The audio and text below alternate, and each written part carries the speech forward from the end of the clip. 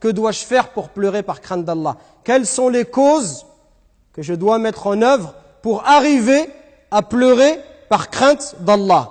Le premier conseil que l'on peut donner, c'est d'écouter le Coran, de lire le Coran, mais avec méditation. Car ce n'est pas chaque personne qui écoute le Coran qui en tire profit. Seuls ceux qui méditent ses sens en tirent profit. Quand tu lis le Coran, sois convaincu qu'Allah Azza wa Jal, il s'adresse à toi. Quand tu ouvres le Mus'haf et que tu lis un verset, dis-toi c'est Rabbil Alamin, le Seigneur de l'univers, il est en train de me parler parce que je suis malade. Et le Coran c'est comme une ordonnance. Mon Créateur, il m'indique ce qui va me permettre de me guider et de me sauver du feu de l'enfer. Lisez le Coran tout en le méditant. Ça c'est la voie pour celui qui veut se préserver, celui qui veut se sauver et celui qui veut pleurer par crainte d'Allah subhanahu wa ta'ala. Le deuxième conseil que l'on donne, isole-toi. Chaque jour, ne serait-ce qu'un court moment, loin de tes enfants, de ton épouse, de tes préoccupations, de ton commerce. Éloigne-toi de tout cela. Isole-toi, reste seul 5 minutes pour penser à ta vie et parle à ton âme. Parle à ton âme et dis-lui, oh mon âme, est-ce que quelqu'un est éternel dans la vie d'ici-bas? Est-ce que les riches, est-ce que les rois, est-ce que les prophètes sont-ils éternels? S'ils ne le sont pas, est-ce que moi je vais être éternel? Bien évidemment que non. Parce qu'aujourd'hui on vit dans une société, mes frères et sœurs, où on ne veut pas que vous pensiez. On vous donne tellement de loisirs, tellement de divertissements, que même lorsque tu n'as rien à faire, qu'est-ce que tu fais? Tu allumes la télévision. On nous a conditionnés. Pourquoi? Pour ne pas que tu puisses nourrir ton âme. Là, tu nourris ton corps. Tu te donnes, tu nourris tes shahwa, tes passions. Tu as tellement de loisirs, les jeux vidéo, le sport, etc., les vacances, la voiture, etc., sortir les amis, les restaurants, etc., etc., les voyages. Tu t'amuses, mais ton âme, elle a besoin de nourriture. Celui qui médite et qui vend de la drogue, il ne va pas se dire comme beaucoup de jeunes se disent, j'ai le temps, je vais dealer jusqu'à 30 ans et après je demanderai pardon à Allah. Celui qui médite, il va se dire, qui me garantit que je vais vivre demain encore? Qui me garantit de vivre jusqu'à 25 ans ou 30 ans? Pourquoi? Tu peux pas mourir à 20 ans? Il y a personne qui meurt à 20 ans? Il y a combien de jeunes chaque week-end qui meurent? Wal'iyadu billah, en accident de voiture, etc. Et si c'est ton tour à toi, tu vas dire quoi, Allah Azza wa Jal? Tu vas dire, Ya Allah, je voulais me repentir, je voulais revenir vers toi, mais je me suis dit que j'allais revenir vers 35 ou 40 ans. Qui t'a dit que tu allais vivre 35 ou 40 ans? Allah, il t'a donné cette garantie. Troisièmement, pleure sur tes péchés. Prends conscience de la gravité de tes péchés.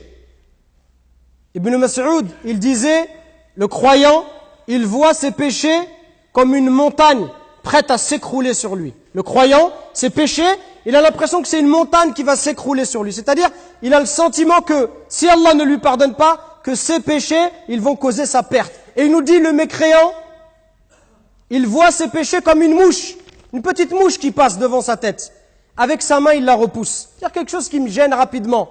Regardez la différence. Si tu as fait un péché, pleure, demande pardon à Allah subhanahu wa ta'ala. Et méditez le prophète alayhi salatu wassalam. Tous les jours, dans chaque majlis, chaque assemblée, plus de 100 fois, il dit astaghfirullah. Oh Allah, pardonne-moi. Alors que c'est le prophète d'Allah Azza wa Jal. Alors qu'Allah Azza wa Jal lui a pardonné ses péchés passés et futurs. Malgré tout, plus de 100 fois par jour, il dit astaghfirullah. Qu'est-ce que nous on doit dire? Et si tu n'arrives pas à pleurer à cause de tes fautes, Wallah, il pleure parce que tu as le cœur dur. Celui, mes frères, qui ne verse pas une larme parce qu'il a désobéi à Allah, quand il regarde sa vie, ses péchés, s'il n'a pas de pitié envers ses œuvres, s'il n'a pas de la pitié envers ce qu'il va présenter à Allah, pleure parce que tu as un cœur dur, et akhi. Wallah, il pleure parce que ton cœur il est dur. Et demande à Allah d'attendrir ton cœur. Quatrième conseil, c'est d'assister aux assises religieuses, d'apprendre sa religion, et en particulier ce qui traite de la connaissance d'Allah subhanahu wa ta'ala. Tout ce qui va te permettre de connaître les noms et les attributs d'Allah subhanahu wa ta'ala. C'est la plus noble des sciences, celle qui va te permettre de connaître ton Créateur. Plus tu vas apprendre ta religion, plus tu vas assister aux assises religieuses, tu vas t'asseoir pour entendre parler d'Allah, entendre parler de son prophète, cette connaissance, elle va provoquer en toi al-khashiyah, qui est la crainte basée sur la science. Celui qui, toute sa vie, toute sa journée, elle n'est que dans le travail, que dans le train-train quotidien. Et c'est ce qu'on veut de vous, pour vous endormir. Pour vous endormir. Ce que l'on veut de vous, c'est que vous soyez que dans le métro, boulot, dodo. Ça arrange tout le monde. Ça arrange les élites que vous soyez dans métro, boulot, dodo. Vous ne vous occupiez que de manger, dormir, que du travail et rien d'autre. Et vos âmes, elles sont vides. Et vous ne ressentez rien. Et vous faites la prière, vous jeûnez, mais vous sentez un vide. Votre âme, elle n'a pas été nourrie.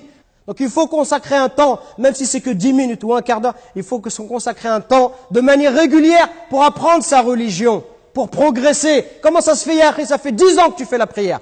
15 ans, 20 ans, tu connais toujours la même chose. Il faut se poser des questions, subhanallah.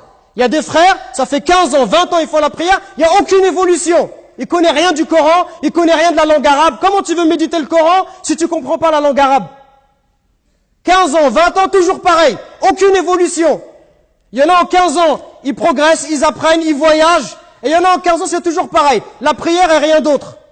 C'est pas suffisant, akhi. C'est pas suffisant. Pour te rapprocher d'Allah et pour pleurer, c'est pas suffisant.